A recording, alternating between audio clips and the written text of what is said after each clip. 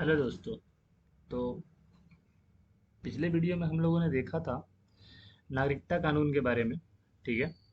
और सिटीजनशिप के बारे में हम लोगों ने कुछ आर्टिकल्स डिस्कशन किए थे कि कैसे नागरिकता उनको मिले और कौन नागरिकता का कानून बनाता है, यानी कि आर्टिकल 12 11 के बारे में भी हम लोगों ने देखा था। आज हम लोग डिस्कशन करेंगे कि नागरिकता का अंत कैसे होता है। अब नागरिकता मिल रही है तो नागरिकता का अंत भी होता होगा। तो ये नागरिकता का अंत जो है ये आर्टिकल 10 में दिया गया है। ठीक है। नागरिकता का अंत आर्टिकल 10 में दिया गया है। अब इसमें क्या क्या कहा गया है आर्टिकल 10 में कि किसका किसका हम लोग नागरिकता का की समाप्ति कर सकते हैं। तो यहाँ पे तीन तरह से नागरिकता की समाप्ति की जा सकती है। सबसे पहली बात कि हमारे यहाँ एकल नागरिकता का प्रावधान है। अगर कोई व्यक्ति जाकर के अन्य देश की नागरिकता ले ले तो उसकी नागरिकता हमारे यहाँ समाप्त हो जाएगी, यानी कि उसकी नागरिकता क्या हो, अन्य देश की हो।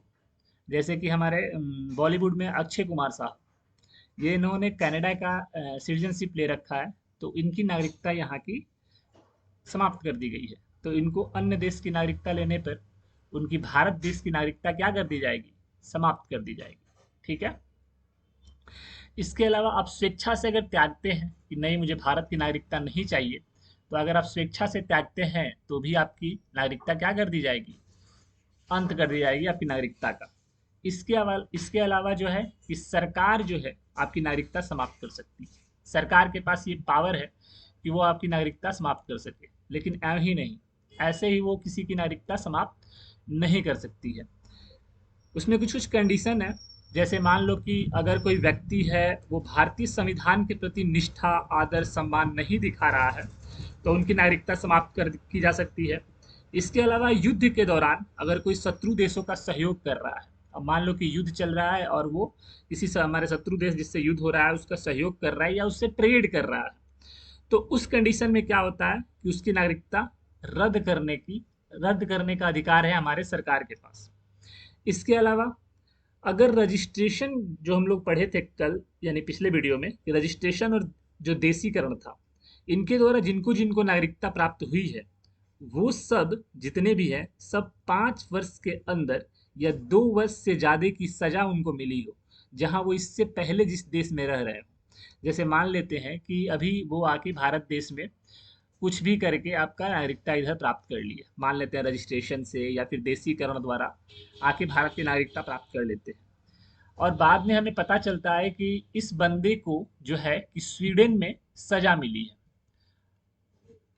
तो अगर उसे स्वीडन में सजा मिली है तो उसे भारत की नागरिकता फिर उसकी रद्द कर दी जाएगी, अगर ये पता लग गया कि उसको सजा हुआ है वहां पे तो। यानी कि नागरिकता प्राप्त करे और 5 वर्ष के अंदर या 2 वर्ष या ज्यादा की सजा उसके पूर्व देशों में हुआ हो, यानी कि यहाँ पे 5 वर्ष या 2 वर्ष की सजा उसको हुआ हो, तो उसे भारत की नागरिकता नहीं दी जाएगी, उसकी नागरिकता क्या कर दी जाएगी, रद्द कर दी जाएगी। या फिर एक कंडीशन और बनता है कि 7 वर्ष या ज्यादा समय से बिना सूचना के अन्य देश में लगातार रह रहा हो, यानी कि भारत छोड़ के पाकिस्तान जा कर के और वहां पे मान लेते हैं कि रह रहा है। एक ही सपोज है, एक अनुमान है, ये पक्का नहीं है, मैं एक ऐसे ही देश का रैंडम नाम ले रहा हूँ, पाकिस्तान, म्यांमार, बांग्लादेश, कुछ भी हो सकता है। तो वहां जाकर के 7 वर्ष से ज्यादा समय तक बिना किसी सूचना के उस देश में रह रहे हैं और इसकी सूचना अगर हमारी सरकार को लग गई तो इस कंडीशन में आपकी नागरिकता समाप्त हो सकती है। ये हमारे आर्टिकल 10 के अंतर्गत सब आते हैं। ठीक है, यानी कि नागरिकता का अंत आर्टिकल 10। नागरिकता कैसे मिलेगी, ये आर्टिकल 5, 6, 7, 8, 9। ओके। और आर्टिकल 10 में नागरिकता का अंत, और आर्टिकल 11 में कि संसद द्वारा ही किसको नागरिकता देना है, ये संसद द्वारा ही कानून बनाया जाएगा और वही कानून बना करके नागरिकता देती है, यानी कि संघ सूची में जो भी हमारा नागरिकता है वो संघ सूची में आती है। ये हम लोगों ने कल सुबह डिस्कशन किया था और ये हमारा अंत का प्रावधान हो गया। इसके अलावा हम बोले थे कि हम लोग डिस्कशन करेंगे सीएए पे, जिसको लेकर के 2019 में काफी बवाल हुआ था कि इसमें होता है क्या, क्यों बवाल हुआ। तो चलो इसको थोड़ा सा हम लोग हिस्ट्री से रिलेट करके इसको देखते हैं। तो सबसे पहले तो सीएए आया हमारा 2019 में, ये बिल आया, सीएबी करके आया। ठीक है, सिटीजनशिप अमेंडमेंट बिल आया 2019 में। जब ये आया है हमारा 2019 में, तो पहले इतिहास में चलते हैं, कि हिस्ट्री से आते हैं हम लोग, कि अगर देखा जाए तो भारत का बंटवारा जब हुआ, तो ये दो देशों में जो बंटवारा हुआ, वो हुआ धर्म के आधार पर बंटवारा कर दिया गया। पहली बात, धर्म के आधार पर नहीं कह सकते हैं, लेकिन जो पाकिस्तान बना वो धार्मिक रूप से बना, यानी कि यहाँ पे मुस्लिम थे, मुस्लिमों के लिए स्पेसिफिक ये देश बनाया गया ही पाकिस्तान। और इसके अलावा हम देखें, भारत जो हमारा बना, ये बना हमारा धर्मशाला, न सॉरी, मतलब देश बना, जिसको मन करे वो रहे, जिसको मन करे वो जाए, तो एक तरह से धर्मशाला ही समझ लो। तो यहाँ के जो प्रतिनिधि थे, वो थे हमारे नेहरू साहब उस समय, जवाहरलाल नेहरू। और इसके अलावा जो पाकिस्तान को रिप्रेजेंट कर रहे थे, वो थे हमारे लियाकत अली। नाम ही हिस्ट्री में इनका सुना ही होगा, लियाकत अली का। बहुत ही खास आदमी थे हमारे मोहम्मद अली जिन्ना के। ये हमारे लियाकत अली थे। इन्हीं दोनों के बीच जो है ना, कि समझौता हुआ था। अब इन दोनों के बीच क्या समझौता हुआ था, चलो देखते हैं। और ये समझौता हुआ था हमारा 8 अप्रैल 1950 को। इन दोनों के बीच समझौता हुआ 8 अप्रैल 1950 को, जिसे हम लोग दिल्ली समझौता के नाम से जानते हैं। दिल्ली ट्रीटी या दिल्ली समझौता कह सकते हैं आप, जिसे हम दिल्ली समझौता के नाम से जानते हैं। इसमें क्या क्या हुआ, तो सबसे पहली बात इसमें क्या हुआ कि इसमें कहा गया कि जिनकी प्रॉपर्टी भारत में है और वो पाकिस्तान चले गए हों, या फिर जिनकी प्रॉपर्टी पाकिस्तान में हो वो भारत आ गए हों बंटवारे के समय, उन्हें आने जाने का अधिकार रहेगा। पहला कंडीशन ये अप्लाई किया गया, ये ट्रीटी में बोला गया। दूसरा कंडीशन ये बोला गया कि अगवा की हुई महिला, सुनिएगा ध्यान से वर्डिंग, अगवा की गई महिला व लूटी गई संपत्ति वापस करना होगा। इसका मतलब कि महिलाएं उस समय क्या थी, वस्तु के समान थी, उन्हें अगवा किया जा रहा था, और जो भी वस्तुएं लूटी गई थी, इन दोनों को, जो भी तुम लेके गए हो अपने यहाँ, उसे वापस करना होगा। और ये कोई नई बात नहीं है, ये अगर आप हिस्ट्री में देखें ना, एंशिएंट से देखें, मिडियावल में देखें अगर, तो आपको खिलजी साहब याद होंगे। जो प्रोविजन हमारे जो सल्तनत काल में सुल्तान लोगों ने लागू किया था, कि जो भी धन लूटा जाएगा उसमें से 20% जो होगा उसमें राजा लेगा, और 80% जो है सैनिकों को दे दिया जाएगा, इंक्लूडिंग औरत, महिलाओं पे भी ये लागू होता था। महिला भी उन लोगों के लिए वस्तु के समान ही थी, उनका भी ये लोग बंटवारा कर लेते थे। ठीक है, लेकिन जब खिलजी साहब आए तो उन्होंने कहा कि 80% वस्तु या महिला, उस पे होगा हमारे सुल्तान का हक, और 20% हमारे आर्मी का हक होगा। ठीक है, तो ये दिखाता है कि महिलाओं को एक तरह से ये लोग वस्तु की तरह ही देखते थे, जो आपस में बांट लिया करते थे। खैर, ज़्यादा बोलेंगे तो लोग कहेंगे कि मुस्लिम हिंदू कर रहा है, तो इसलिए इसको यही छोड़ देते हैं। हम लोग आ जाते हैं टॉपिक पे, अपने सिटीजनशिप पे, यानी कि सीएबी पे आ जाते हैं, नागरिकता पे। तो ये हमारा 1950 में 8 अप्रैल 1950 में ये समझौता हुआ था, दिल्ली समझौता, नेहरू और लियाकत के बीच में।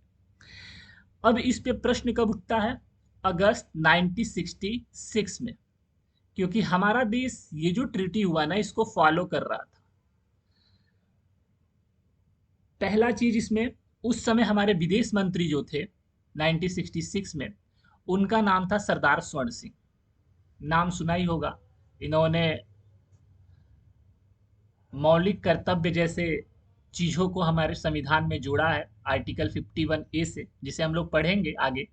तो अभी टेंशन लेने की बात नहीं है, बस अभी इतना ध्यान रखिए कि अगस्त 1966 में विदेश मंत्री सरदार स्वर्ण सिंह थे। उनके सामने निरंजन वर्मा ने कुछ प्रश्न रखा, अपोजिशन के नेता थे निरंजन वर्मा। पहला प्रश्न लिख रखा कि नेहरू लियाकत समझौते की स्थिति क्या है। ठीक है, दूसरा प्रश्न ये रखा गया विदेश मंत्रालय के सामने कि दोनों देश समझौते के अनुसार कार्य कर रहे हैं या नहीं, और कार्य कर रहा है तो कौन कार्य कर रहा है और कौन इसका उल्लंघन कर रहा है। ये क्वेश्चंस उन्होंने 3-4 क्वेश्चंस निरंजन वर्मा ने दागे अपने विदेश मंत्रालय से। उधर से आंसर आया कि ये अस्थाई समझौता है, दिल्ली समझौता, और भारत पालन कर रहा है लेकिन पाकिस्तान इसका पालन नहीं कर रहा है। और इसका जीता जागता एग्जाम्पल आज आप लोगों को देखने को मिल ही रहा होगा कि भारत जैसे देश में लगातार अल्पसंख्यकों की संख्या बढ़ रही है। ठीक है, अल्पसंख्यक है ये प, ठीक है, ये यहाँ नहीं है, ये ल है। अल्पसंख्यकों की संख्या यहाँ बढ़ रही है। हमारे यहाँ अल्पसंख्यक जो हैं वो हमारे यहाँ मुस्लिम है, लेकिन उनके यहाँ जो अल्पसंख्यक है उनके यहाँ से मतलब मेरा है पाकिस्तान और बांग्लादेश से, स्पष्ट बोल रहा हूँ मैं। उनके यहाँ जो अल्पसंख्यक थे वो हमारे हिंदू हुआ करते थे, करते हैं। तो हमारे यहाँ अल्पसंख्यकों की संख्या बढ़ी और उनके यहाँ अल्पसंख्यकों की संख्या घटी। ठीक है, इसका मतलब कि उन्होंने इसको फॉलो नहीं किया। वहां पे आज भी हिंदुओं को उस समय भी प्रताड़ित किया जाता था और आज भी पाकिस्तान बांग्लादेश में आज भी प्रताड़ित किया जा रहा है। तो पाकिस्तान से कुछ लोग भाग के चले आए। अब आपकी भी जान पे आके बनेगी कि आपको यहाँ रहना है तो इस्लाम धर्म कबूल करना है, तो आप कभी कबूल कीजिएगा। पाकिस्तान में जबरदस्ती वहां पे कबूल करवाया जा रहा था। तो वहां से हमारी 3 कम्युनिटी भाग के आई। पहले थे हमारे हिंदू जो वहां से भागे चले आए भारत। दूसरे हमारे बौद्ध धर्म से रिलेटेड लोग थे जो वहां से भागे। और तीसरे सिख थे जो पाकिस्तान से भाग के इंडिया चले आए। अब ये लोग आए तो जो भी हमारा पाकिस्तान से लगने वाले देश है उन्हीं से ये लोग वहीं आके बस गए। ये लोग आके पाकिस्तान से पंजाब वाले इलाके में, जो पाकिस्तान के आसपास के इलाके हैं, राजस्थान वाले इलाके में, और कुछ लोग आकर के कश्मीर और दिल्ली में आके बस गए। कश्मीर और दिल्ली में आके ये लोग बस गए। ठीक है, अब देखिए, अब यहाँ लोग कह रहे थे उस समय जब कैब था, अब कैब का लोग विरोध कर रहे थे, तो वो लोग कह रहे थे कि केवल हिंदू, बौद्ध और सिख ही क्यों, मुसलमान को भी आप लोग क्यों नहीं दे रहे हैं यहाँ की नागरिकता। तो उसका रीजन था, उसका ये रीजन था कि हिंदू, बौद्ध और सिख, इनको धार्मिक रूप से वहां प्रताड़ित किया गया था। जबरदस्ती धर्म को बदलने के लिए कहा गया था। तो धार्मिक प्रताड़ना के कारण वो लोग वहां से भागे थे, क्योंकि वहां पे हिंदू, बौद्ध, सिख ये क्या थे, अल्पसंख्यक थे और इंफॉर्मेशन दे के आए थे। यानी हमारे सरकार के पास उनकी इंफॉर्मेशन है कि ये लोग वहां से भाग के आए हैं। उन्होंने अपना कंडीशन बताया, लेकिन इनको यहाँ की नागरिकता नहीं मिली। और इन्हीं को नागरिकता देने के लिए 2019 में CAA आया था। अब इसमें किसी को भला ही क्या ही दिक्कत हो सकता है, मुझे नहीं पता। इसमें दिक्कत किनको आ रही है, राजनीतिक पार्टियों को। उनका वोट बैंक जो है ना, जो घुसपैठिए यहाँ घुस गए हैं, उनकी वोट बैंक की राजनीति नहीं चलेगी। ठीक है, क्योंकि उस समय जब ये प्रताड़ित लोग वहां से भाग के आ रहे थे तो जॉब या नौकरी के तलाश में बिना इंफॉर्मेशन के कुछ घुसपैठिए भी घुसे थे। उन्हीं की तलाश करने के लिए और उसी को अपने देश से निष्कासित करने के लिए ये CAB आया था। और मुस्लिम जो लोग नौकरी के तलाश में बिना इंफॉर्मेशन के तड़ी पार करके जो आए थे छुप के, वो बांग्लादेश और म्यांमार से आए थे। ठीक है, वो लोग जब यहाँ पहुंचे तो यहाँ पे आने के बाद यहाँ की सरकारें जो बांग्लादेश और म्यांमार और पाकिस्तान से लगती हैं, वहाँ की सरकारें उन लोगों का आधार कार्ड बनाया। और आधार कार्ड जब बन गया तो उन बंदों का ये एक तरह से प्रमाण है हमारा आधार कार्ड कि आप भारत के नागरिक हैं, तो भारत के नागरिक हो गए। और उसके अलावा उनका यहाँ पे बैंक अकाउंट खुल गया। जब आधार कार्ड है तो बैंक अकाउंट खुल जाएगा। और ये लोग जो हैं उस पार्टी के प्रति श्रद्धा दिखाने लगे। ठीक है, और यही वोट बैंक की राजनीति के वजह से CAB का विरोध हुआ। ठीक है, अब हम थोड़ा सा, ये तो हो गई राजनीति की बातें, थोड़ा सा हम फैक्ट थोड़ा सा ले लेते हैं एग्जाम के पर्पज से। सबसे पहला सवाल कि CAA कब आया, आई मीन कि CAB, सिटीजनशिप अमेंडमेंट बिल कब आया। तो एक्चुअल में ये बिल लोकसभा में जब पास हुआ तो लोकसभा में पास होने की जो डेट थी, ये एक डेटा है 10 दिसंबर 2019। और राज्यसभा में जब पास हुई तो राज्यसभा में पास होने का डेट था 11 दिसंबर 2019। ये डेटा हमारे एग्जाम पर्पज से इंपॉर्टेंट है। इसके अलावा राष्ट्रपति का हस्ताक्षर होता है। सुबह में भी मैंने बताया है कि बिल से एक्ट बनाना है तो क्या क्या करना होगा, दोनों जगह से पास होना चाहिए, राष्ट्रपति का हस्ताक्षर होनी चाहिए। तो ये जो राष्ट्रपति साहब साइन किए वो 12 दिसंबर 2019 को हुआ। ठीक है, ये प्रभावी कब हुआ हमारे देश में, ये भी पूछ सकता है कि CAA भारत देश में कब से प्रभावी हुआ है। तो हमारे देश में, भारत देश में प्रभावी हुआ ये 10 जनवरी 2020 से ये प्रभावी हो गया, हमारे देश में लागू हो गया ये। और इसमें कब से आए हुए लोगों को शामिल करना है भाई, कब तक आए हुए लोगों को, तो 31 दिसंबर 2014 तक जो लोग भारत आए हैं उनको इसमें शामिल करना है। और उनका चेक होगा कि उनका नाम एनआरसी में है या नहीं। अब यहाँ प्रश्न उठता है कि एनआरसी क्या होता है भाई साहब, तो एनआरसी भी थोड़ा सा देख लेते हैं। एनआरसी का मतलब होता है national registration of citizen, national register of citizen बोले तो एनआरसी। अब एनआरसी में किनका नाम होगा, तो इसका उद्देश्य क्या था पहले ये देखिए। एनआरसी का यही उद्देश्य है कि ये पता लगाया जाए कि भारत में रहने वाले कौन भारत के नागरिक हैं और कौन भारत के नागरिक नहीं है। एनआरसी में अगर आपका नाम शामिल नहीं होगा तो आपको अवैध नागरिक माना जाएगा।